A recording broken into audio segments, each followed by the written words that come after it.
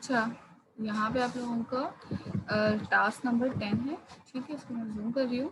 यहाँ पे देख लें, implement the following class diagram. यहाँ पे आपके पास एक क्लास डायग्राम बनी हुई है। ये 3 क्लासेस हैं जिनके यहाँ पे डायग्राम मेंशन है।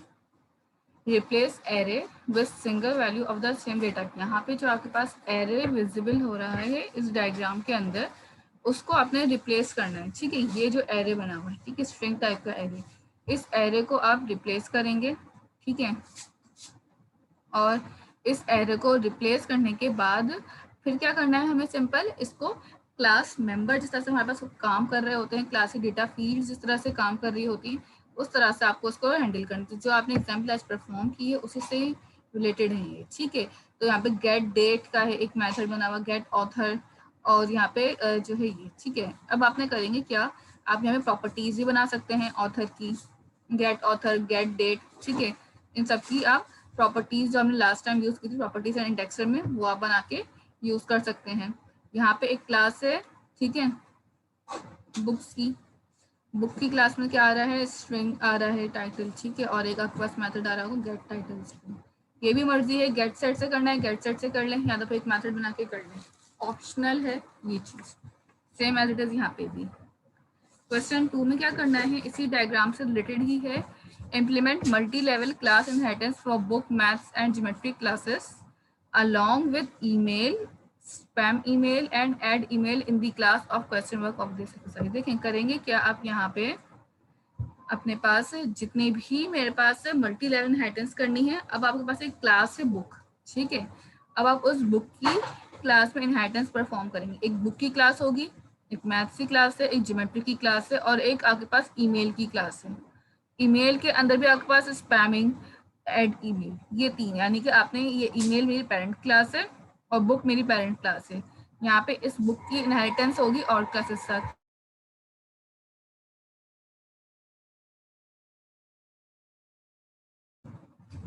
ठीक है, यहाँ पे आपके पास स्पैमिंग हमने करी हुई है, एड ईमेल।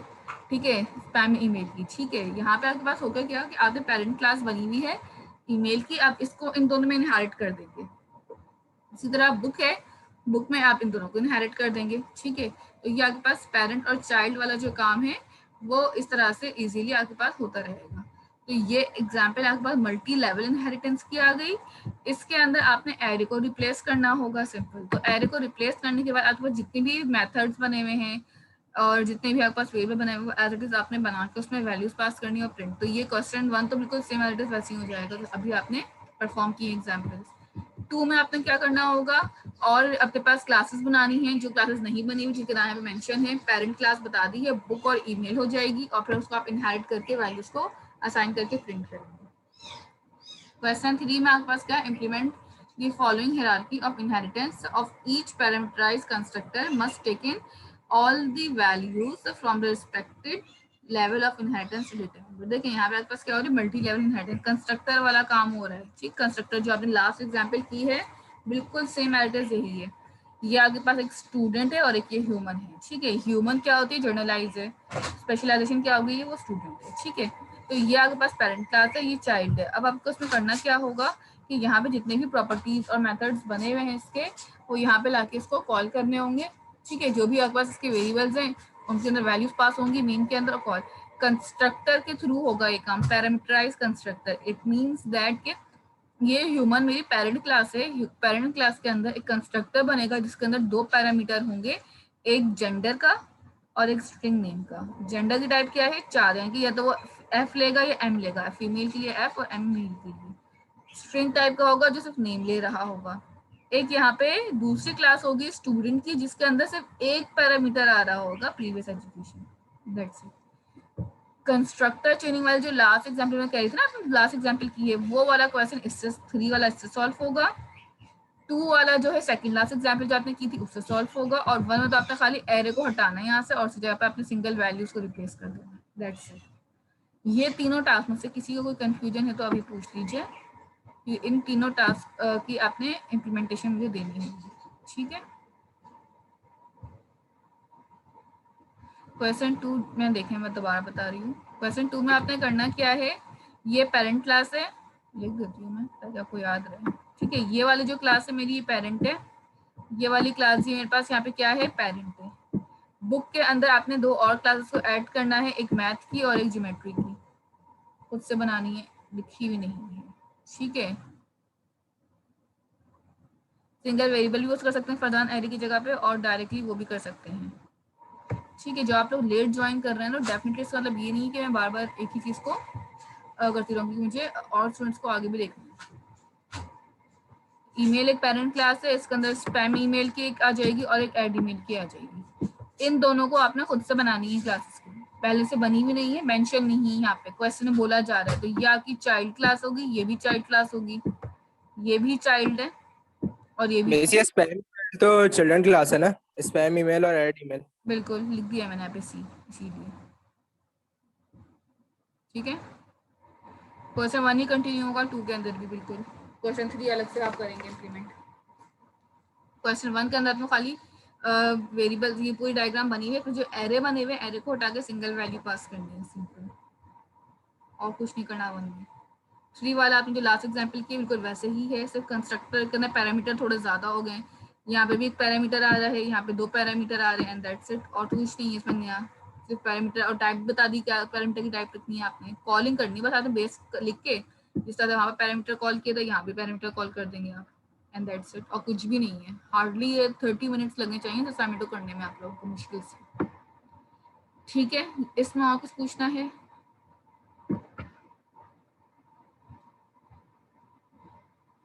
नेक्स्ट आपके पास यहाँ पे आ जाता है पॉलीमॉर्फिज्म का सेशन, ठीक है। यहाँ तक करने के बाद आपके पास नेक्स्ट चैप्टर स्टार्ट होगा पॉलीमॉर्फिज्म, ठीक है। देखिए कंस्ट्रक्टर कॉलिंग और कंट्रोलिंग जो है ना, पर इसके एडवांटेजेस क्या क्या हो सकते हैं आपके पास है। पहले से बाय डिफॉल्ट जो मेथड एक रन हो रहा होता है, ठीक है। जब हमारे पास कभी भी क्लास बनाए कंस्ट्रक्ट कॉल करते हैं ना, तो हमारे पास कंस्ट्रक्टर अगर नहीं भी चला रहे तो बाय डिफॉल्ट कंस्ट्रक्टर चलना स्टार्ट हो जाता है। इन केस अभी जब मैंने यहाँ पे अपने पास इनहेरिटेंस परफॉर्म की थी, शेयरिंग टाइम स्क्रीन पे, ठीक है, ये वाली क्लासेस जो हमने नीचे स्टार्ट में एग्जांपल्स की थी ना, एम्प्लॉय वाली, फुल टाइम पार्ट टाइम, यहाँ पे कोई भी कंस्ट्रक्टर बना हुआ नहीं है।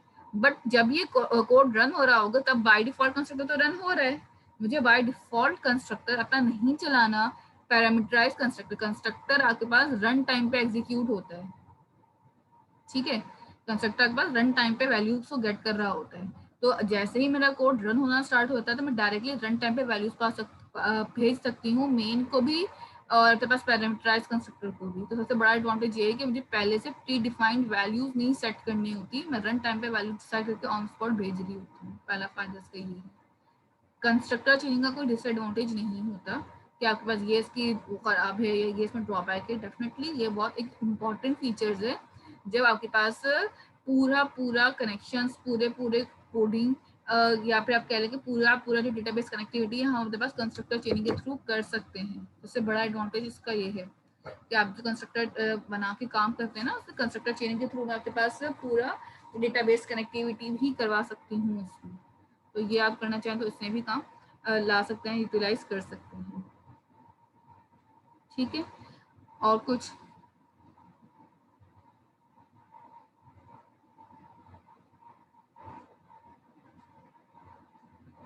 कोड कमेंट करने की शॉर्टकट की I think control shift C थी, जहाँ तक मुझे याद है। आपसे चेक कर लें, ये कंट्रोल के से भी करके चेक कर लें,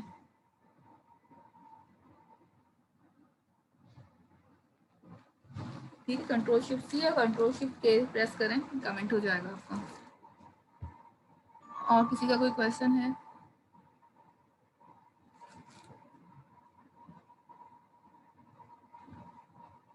ठीक है, यहाँ पे आपके पास अब नेक्स्ट सेशन स्टार्ट होता है आपके पास पॉलीमॉर्फिज्म का, ठीक है। पॉलीमॉर्फिज्म बेसिकली दो वर्ड्स का कॉम्बिनेशन होता है, पहला तो आपके पास पॉली है और दूसरा मॉर्फिज्म। पॉली एक ग्रीक वर्ड है, ठीक है, मैं स्क्रीन शेयर कर दूँ पहले, ठीक है। यहाँ पे आपके पास दो वर्ड का कॉम्बिनेशन नजर आता है जब हम पॉलीमॉर्फिज्म की बात करते हैं, ठीक है। पहला आपके पास पॉली है जिसका मतलब है मैनी, ठीक है, और दूसरा आपके पास यहाँ पे वर्ड आ रहा है मॉर्फिज्म जिसका मतलब होता है फॉर्म्स, ठीक है। इट मीन्स दैट एक ही काम को करने के मल्टीपल तरीकों को हम पॉलीमॉर्फिज्म कह रहे होते हैं, ठीक है। इट मीन्स अगर मैं इसकी एग्जाम्पल ऐसी है, आप जब अपने घर में हैं तो आपका बिहेवियर बहुत डिफरेंट होता है, इसी तरह जब यूनिवर्सिटी में होते हैं तो आप बड़े डिसिप्लिन के साथ होते हैं, तो वहाँ पर आपका बिहेवियर डिफरेंट होता है। इसी तरह जब अपने फ्रेंड्स गैदरिंग में होंगे, फ्रेंड सर्कल में होंगे, तो आपका वहाँ पे डिफरेंट बिहेवियर होगा। जब अपने पास कजन्स या कुछ और फ्रेंड्स, क्लोज फ्रेंड्स के साथ मिलेंगे तो उनके साथ का बिहेवियर डिफरेंट होगा। कहीं पर आप बहुत ज़्यादा फॉर्मल हैं, कहीं पर आप डिसिप्लिन हैं, कहीं पर आप बहुत फ्रैंक हैं, कहीं पे आपके पास बहुत ज़्यादा जॉयली मूड में, तो it's different type of behaviours basically. तो इसी तरह ability to behave differently in different situation is called polymorphism। ये डेफिनेशन है polymorphism की, कि आप डिफरेंट जगहों पे डिफरेंट तरीकों से बिहेव कर सकते हैं। ठीक है, आप सिचुएशन के लिहाज से बिहेव कर रहे होते हैं, तो यहाँ पे polymorphism भी यही काम करती है। डिफरेंट मैनी फॉर्म्स का जो मतलब है पॉलीमॉर्फिज्म को यही डिफाइन कर रहा होता है कि आपको एक ही काम करने के मल्टीपल फॉर्म्स हैं, मल्टीपल तरीके हैं। ठीक है, suppose you are a person, ठीक है, आप एक इसकी एग्जाम्पल है यहाँ पे। ठीक है, इस एग्जाम्पल में सबसे पहले क्या किया हुआ है, if you are in a shopping mall you behave like a customer. ठीक है, तो और अगर हम किसी बस में होंगे तो पैसेंजर की तरह बिहेव करेंगे, अगर स्कूल में है तो स्टूडेंट की तरह। So when you are at home, you behave like a son or daughter. As here, one person act like customer, passenger, student, son or daughter, and something like this. ठीक है, this is called polymorphism कि आप एक ही होते हुए एक ही शख्स multiple तरीकों से बिहेव कर सकता है। तो this is called ability to behave differently in different situation. So it's depend on situation what the current situation you have, and according to that you are behaving. तो यहाँ पे आपके पास पॉलीमॉर्फिज्म के अंदर कुछ टाइप्स हैं, यहाँ पे इसकी डेफिनेशन भी मेंशन है कि आपके पास polymorphism is more than one function with the same name but with different working. ठीक है, आपके पास एक ही नाम के मल्टीपल मोर देन फंक्शंस होंगे बट सेम नेम के साथ होंगे, और उसके साथ वर्किंग भी होगी, वो डिफरेंटली होगी। ठीक है, अच्छा, यहाँ तक करने के बाद अब आपने क्या करना है, इसके कुछ टाइप्स हैं हमारे पास पॉलीमॉर्फिज्म की। पहली टाइप आपके पास यहाँ पे आती है स्टैटिक, और दूसरी आती है डायनेमिक। स्टैटिक टाइप के अंदर आपके पास मेथड ओवरलोडिंग और ऑपरेटर ओवरलोडिंग आ जाती है। स्टैटिक और डायनेमिक टाइप के अंदर आपके पास दो चीजें आएंगी, ये तो वर्चुअल मेथड्स होंगे या मेथड ओवरराइडिंग आएंगी।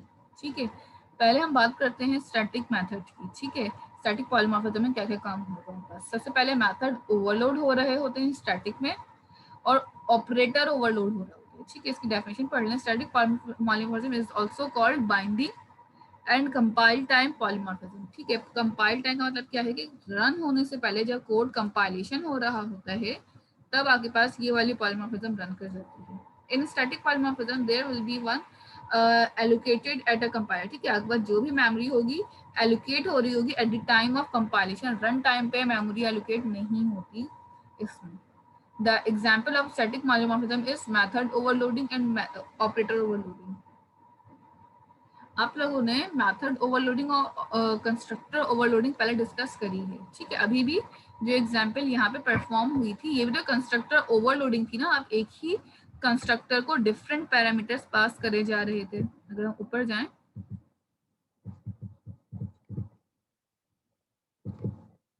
यहाँ पे भी आपके पास ये वाला काम हो रहा था कि एक क्लास थी पैरेट, इसका पहला कंस्ट्रक्टर जो था वो डिफॉल्ट था सेम नाम का। ठीक है, इसी तरह यहाँ पे एक और कंस्ट्रक्टर मेरे पास आ गया था जो कि पैरामीटराइज था, स्ट्रिंग टाइप का। तो एक ही कंस्ट्रक्टर है बट डिफरेंटली वो बिहेव कर रही है। यहाँ पे वो स्ट्रिंग टाइप के लिए बिहेव कर रहा है, यहाँ पे वो डिफॉल्ट मैसेज के लिए बिहेव कर रही है। तो जितने भी कंस्ट्रक्टर होंगे या जितने भी मेथड्स होंगे वो भी इसी तरह डिफरेंटली बिहेव करने की एबिलिटी रखते हैं with the help of their parameter. ठीक है, तो अगर मैं मेथड ओवरलोडिंग की बात करती हूँ तो इसका सिंपल मतलब ये है कि आपके पास यहाँ पे जितने भी मेथड्स बन रहे होंगे या जितने भी मेथड्स पे हम काम कर रहे होंगे वो सबके सब नेम सेम होंगे और पैरामीटर्स डिफरेंट होंगे। ठीक है, same name but different parameter is called overloading. ठीक है, तो ये ओवरलोडिंग होगी। ऑपरेटर ओवरलोडिंग किस तरीके से हो सकती है? ऑपरेटर ओवरलोडिंग की एग्जांपल ऐसी है कि अगर मैं यहाँ पे विजुअल स्टूडियो पे एक मैसेज लिख दूं, ठीक है, और इस मैसेज के अंदर अपने पास कोई भी डेटा पास कर दूं या कोई भी चीज़ पास कर दूं अपनी मर्जी की। ठीक है, लेट सपोज मैंने यहाँ पे प्लस का ऑपरेटर लगाया और प्लस का ऑपरेटर लगा के यहाँ पे मैंने हेलो लिख दिया। ठीक है, अब होगा क्या कि यहाँ पे प्लस जो है एज अ मेरे पास कॉन्केटेनेशन के लिए भी यूज हो सकता है, और हो सकता है कि यहाँ पे प्लस मेरे पास दो वैल्यूज को सम के लिए भी यूज हो, लाइक +5, इसको हम प्लस कर देते हैं यहाँ पे, ठीक है।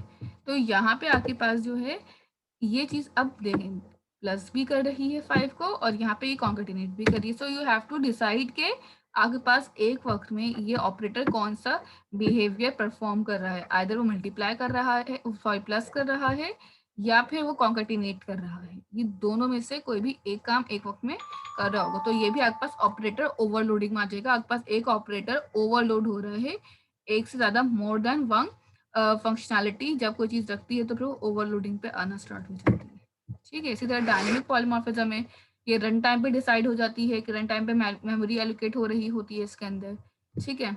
ओवरलोडिंग के एग्जांपल्स हैं यहाँ पे, के एग्जांपल में आप सबसे पहले ये एग्जांपल आप कर भी चुके हैं जहाँ तक मुझे याद है पहले। लेट्स सपोज मेरे पास एक क्लास है कैलकुलेटर की, जिसके अंदर मैंने आपके पास दो मेथड बनाए हुए हैं, एक ऐड का जिसके अंदर 2 पैरामीटर आ रहे हैं, एक ऐड का एक और मेथड जिसके अंदर 3 पैरामीटर, इसके अंदर मैंने 4 पैरामीटर, और इसके अंदर भी मैंने अपने पास 5 पैरामीटर। एक ही नेम है, एक ही मेथड है, ठीक है, बट स्टिल इसमें डिफरेंट पैरामीटर्स आ रहे होंगे, ठीक है।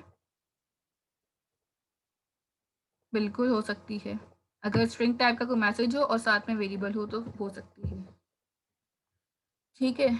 तो यहाँ पे आपके पास डिफरेंट पैरामीटर्स आ रहे होंगे, तो अब आपके पास डिपेंड करता है कि आपने कौन से पैरामीटर को यूज़ करना है, कौन से पैरामीटर के अंदर वैल्यूज भेजनी है। आइदर आपने ये 3 पैरामीटर वाला यूज़ करना है, 4 पैरामीटर वाला करना है, 2 वाला करना है, या 5 वाला करना है, ठीक है। तो जितने पैरामीटर्स की वैल्यूज पास करनी होंगी वो हम अपनी मर्जी से यहाँ पे पास कर रहे होंगे, ठीक है। इसी तरह यहाँ पे आपके पास ऑपरेटर ओवरलोडिंग है, ठीक है, इसकी वाली एग्जाम्पल है, इसको मैं नेक्स्ट क्लास में कराऊंगी ऑपरेटर ओवरलोडिंग। अभी सिर्फ आप लोगों ने जो करनी है वो मेथड की ओवरलोडिंग करनी है, ठीक है। C sharp allow to have method with same name but having different data type, ठीक है। आपके पास डेटा टाइप जो होंगे वो डिफरेंट होंगी पैरामीटर्स के अंदर।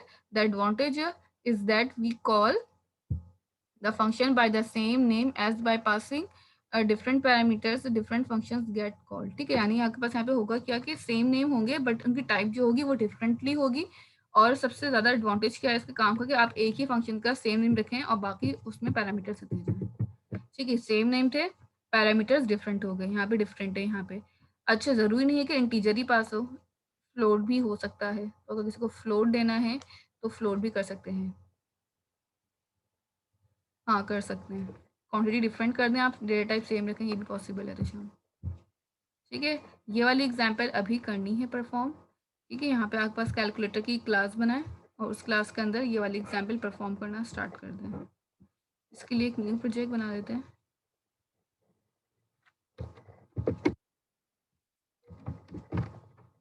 ठीक है। यहाँ पे आके आपके पास एक न्यू प्रोजेक्ट स्टार्ट कर लें,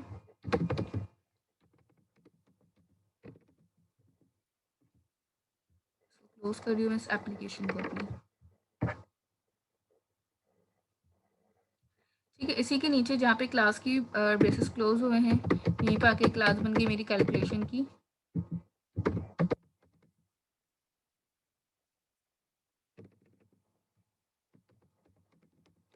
और यहाँ पे आके आपके पास लेट्स सपोज एक मेथड बना लिया, स्टैटिक टाइप का मेथड बना रही हूँ मैं यहाँ पे, पब्लिक स्टैटिक वॉइड ऐड, ठीक है। और यहाँ पे इसके हमने पैरामीटर पास कर दिए थे, ठीक है। हम ओवरलोडिंग पढ़ रहे हैं मेथड के लिए, मैं लिख रही हूँ। अच्छा जी, यहाँ पे आके इंट लेट्स सपोज एक वेरिएबल ए है और एक की बी, हमें सिर्फ 2 है। अच्छा, वॉइड टाइप का नहीं बनाना तो आप इंटीजर टाइप का ही बना सकते हैं, ज़रूरी नहीं है। जस्ट क्या करना होगा आपको, आखिर में रिटर्न करना है a plus B and that's it. इस तरह से भी आप 2 पैरामीटर्स के लिए काम कर सकते हैं। रिटर्न टाइप के मेथड्स बना रहे हैं, वॉइड टाइप के नहीं बना रहे, वॉइड टाइप तो बहुत बार बना चुके हैं। इसी तरह लेट्स सपोज 3 वेरिएबल का होता तो a प्लस बी प्लस सी कर देते, दैट्स इट। इसी तरह यहाँ पे अगर हमारे पास 4 पैरामीटर होते तो उसको भी ऐसे ही कर लें, कॉमा लगाएं इंट सी और फिर कॉमा इंट डी, ठीक है। इसी तरह आपके पास ये 4 पैरामीटर्स हो गए। अगर आप 5 या उससे ज़्यादा पैरामीटर्स देने होंगे तो वो भी आप यहाँ पे पास कर सकते हैं। ठीक है, तो इट डिपेंड्स ऑन यू कि आपके पास कितनी रिक्वायरमेंट है, कितना आपके पास डेटा पास करना है आपको। ठीक है, अच्छा जी, यहाँ पे भी सही कर लें। अच्छा, यहाँ पे आके अब क्या करेंगे, डी हो गया, उसके बाद एक और बना देते हैं। ठीक है, ये 5-6 पैरामीटर्स अपने यहाँ पे पास कर दिए। अब क्या करेंगे, रिटर्न टाइप यहाँ पे हमने मिस कर दी है, यहाँ पे आके इसकी रिटर्न टाइप भी इस तरह से लिख लें। ठीक है, ए बी सी और प्लस कर दें इसमें डी। यहाँ पे क्या हो जाएगा, प्लस सी प्लस डी और प्लस ई। ये आपके पास हमने इसके मेथड्स बना लिए। अब करेंगे क्या, इसको कॉल किस तरह करेंगे, जब आप यहाँ पे आएंगे मेन के अंदर। ठीक है, मेन के अंदर आने के बाद आपने सिंपल यहाँ पे लिखना है कैलकुलेशन। ठीक है, सी इक्वल टू न्यू कैलकुलेशन और राउंड ब्रैकेट्स लगा के आपने टर्मिनेटर लगा दिया। जब मैं सी डॉट करूंगी, ठीक है, यहाँ पे अभी आपके पास कोई भी मेथड नहीं आ रहा होगा क्योंकि आपने स्टैटिक मेथड्स बनाए, so you don't need to write the object, just आप कैलकुलेशन डॉट लगाएं और ऐड लिखते हैं। जैसे ही हम ऐड लिखेंगे और यहाँ पे आपने एक ब्रैकेट लगाया, यहाँ पे देखें एक छोटी सी बार आएगी, इसके अंदर ना पूछ रहा आपने कौन सा वाला यूज करना है, 2 पैरामीटर वाला यूज करना है, 3 वाला यूज करना है, 4 वाला यूज करना है या 5 वाला यूज करना है। तो ये आपके पास पैरामीटर्स की लिस्ट आ जाती है, तो जो आपको यूज करना है। लेट सपोज कि मैंने इसके अंदर 2 वैल्यू हार्ड कोटेडली पास कर दी है इस तरह से और टर्मिनेटर लगा दिया। ये चीज़ कंसोल डॉट राइट लाइन में लिखिएगा क्योंकि आपने कहीं पे प्रिंटिंग नीचे नहीं कराई, तो कहीं भी प्रिंट होकर वैल्यू नहीं आ रही होगी। ठीक है, इस पूरी चीज़ को उठाएं और डायरेक्ट इसमें डाल दें कंसोल डॉट राइट लाइन में। That's it. अब इसको जब रन करेंगे, पहले इसको रीड की लगा लीजिएगा ताकि आउटपुट स्क्रीन हो। तो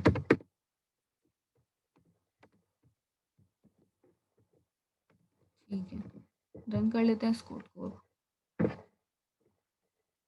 यहाँ पे पास वैल्यूज आ जाएंगी जो भी आपने की है। अच्छा, कोई मैसेज कॉन्कैटिनेट करना है तो मैसेज भी यहाँ पे कॉन्कैटिनेट किया जा सकता है।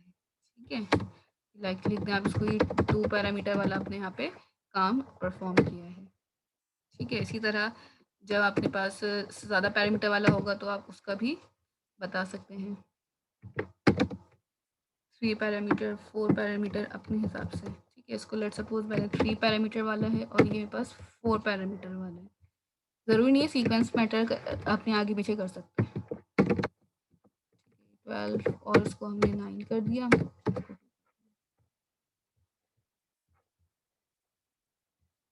ठीक है, यहाँ पे आपके पास वैल्यूज जो हैं सम होके रिटर्न होके यहाँ पे विजिबल हो रही होंगी। ठीक है, इसमें कोई कन्फ्यूजन है? ये वाला आपने पहले भी स्टार्टिंग के लेवल्स में परफॉर्म किया है कि आप मेथड को ओवरलोड किस तरीके से कर सकते हैं। It's just a revision basically. अब ये उसी चीज़ का एक रिवीजन है, रिकैप है, डिटेल्ड रिकैप। ठीक है,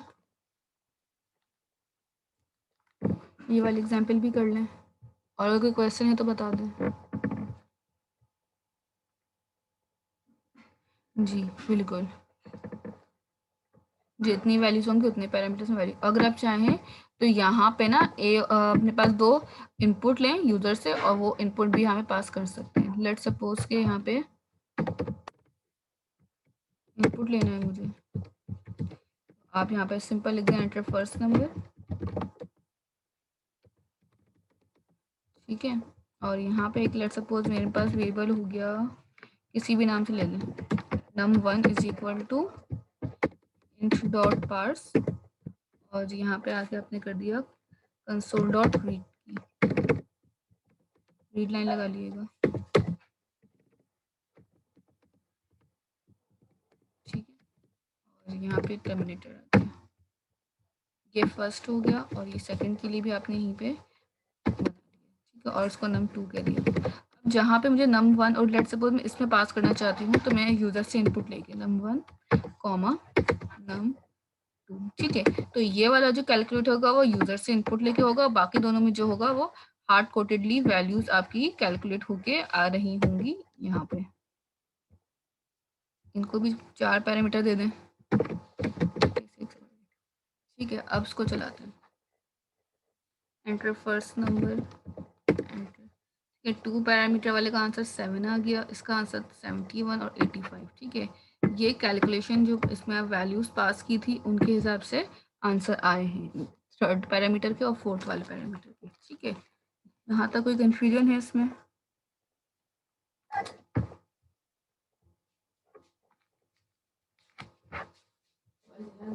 ठीक है, और कुछ पूछना है इसमें? ये वाली पहले परफॉर्म कर लें, उसके बाद मैं आगे बताऊंगी कैसे क्या करना है। ठीक है, आप लोग पास भी 10 मिनट्स हैं इस एग्जाम्पल को करने के लिए।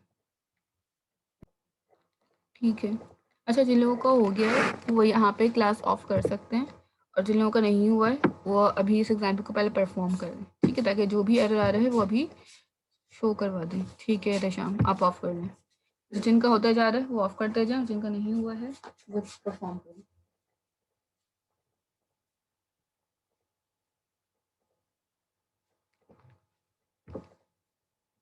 ठीक है आयशा, आप भी जा सकती हैं।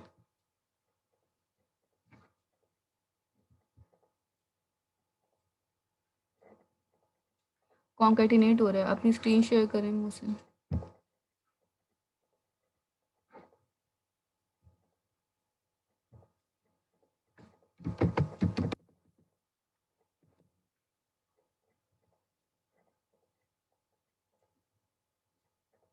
नीचे आ जाए।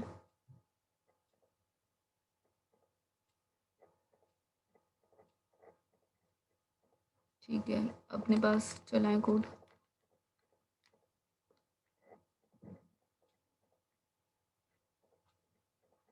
स्क्रीन शेयर करें, मुझे स्क्रीन विजिबल नहीं है आउटपुट आपकी।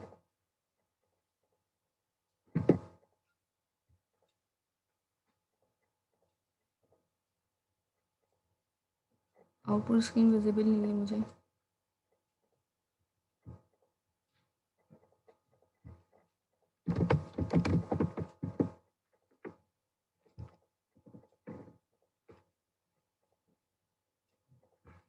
आपने फुल स्क्रीन शेयर करें ना, आपने बस खाली विजुअल स्टूडियो की स्क्रीन शेयर की हुई है, मुझे आउटपुट नज़र थोड़ी आ रही है, मैं कैसे देख सकती हूँ आउटपुट क्या आ रहा है आपका?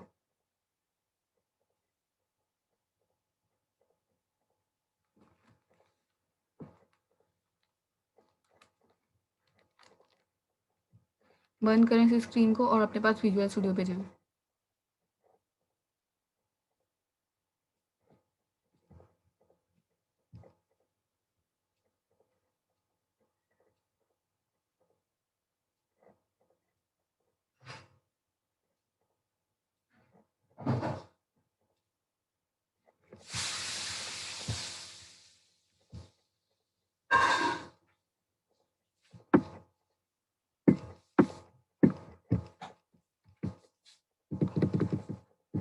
ठीक है, यहाँ पे आपने इनको सम कर लिया है।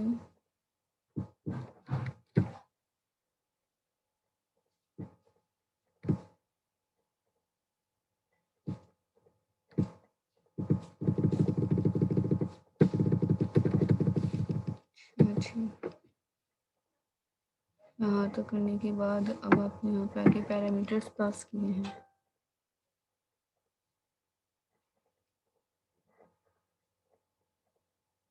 दोबारा रन करें इस कोड को।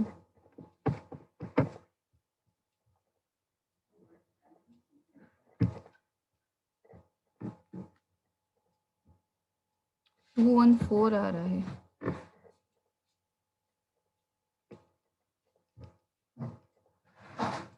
और ये पैरामीटर पैरामीटर आपके पास पूरा आउटपुट भी तो लिखा हुआ नहीं आ रहा ना आपके पास कि 2 पैरामीटर 3 पैरामीटर से आपने लिखा हुआ है अपने पास, वैसा तो पूरा आउटपुट नहीं शो हो रहा ना आपके पास। अब अपने पास वापस जाएं विजुअल स्टूडियो पे और पहले अपना कोड ना बिल्ड करें।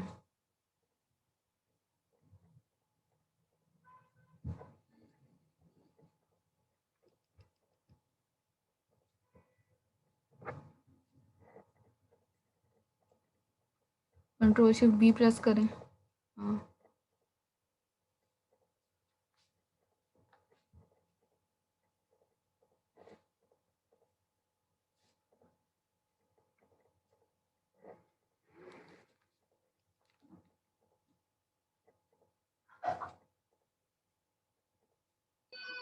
जैसे ये ऊपर क्या लिखा हुआ आ रहा है? इसको छोड़ दें, कंट्रोल शिफ्ट रन बी कर प्रेस करें। मिस किया है, ये क्रॉस ऊपर लगा ये दें, आ रहा है।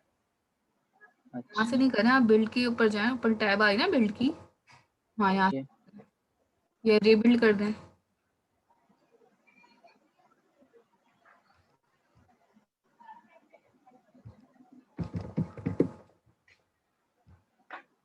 चलें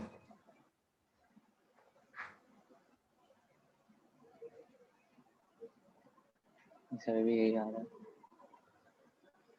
214 अपना वैल्यू क्या लिखी हुई, 214 तो नहीं लिखी हुई है, वापस जाएं जरा कोड पे। ये 214 तो और से वैल्यू आ रही है ना, कि और आउटपुट प्रिंट हो रहा है, आप कहिए। 12,2 लिखे हुए हैं। हाँ तो 12,2 अगर कॉन्केटिनेट भी होती है तो 122 होती है ना। Yes miss. मेन के अंदर ऊपर स्क्रॉल करें, कोई बस अनकमेंटेड तो नहीं है। No miss. नीचे करें,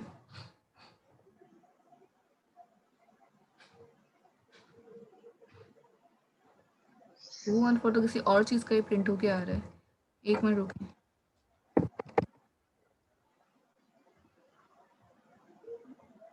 आप अपने पास जरा मेन में ये वाला कोड डालें जो मैं आपको दे रही हूँ चैट में।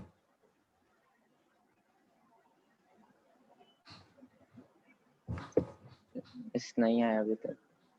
वेट करें, ये ज़रा मेन में डालें कोड जल्दी।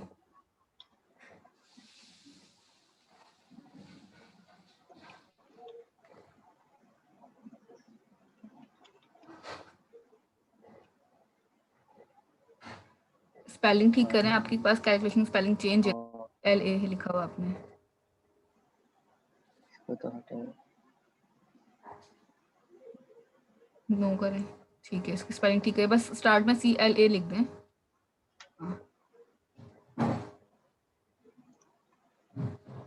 चला जरा,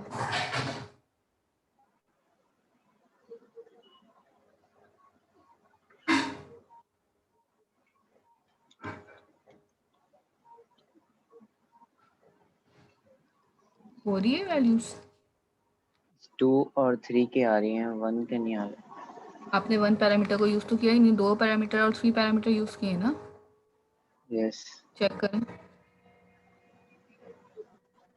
इसमें 2 पैरामीटर सही, इसमें सही आ रहा है। आ रहे हैं ना। अब अपने कंट्रोल जेड की कैलकुलेशंस में चेक करना तो मिस्टेक क्या लिखी हुई है। आपने राउंड ब्रैकेट्स भी नहीं लगाए हुए शायद कैलकुलेशंस में अर्थमेटिकली परफॉर्म करने में, जो आपने पहले कोड लिखा हुआ था उस वो वजह से। तो रिमूव हो गया शायद। ठीक है, ठीक है और किसी ठीक का है। कोई इशू आ रहा है? ठीक है, तो यहाँ पे मैं क्लास ऑफ कर रही हूँ और असाइनमेंट में आप लोग का अपलोड हो चुका है, तो आप लोग संडे तक असाइनमेंट सबमिट कर दीजिएगा। अल्लाह हाफिज़।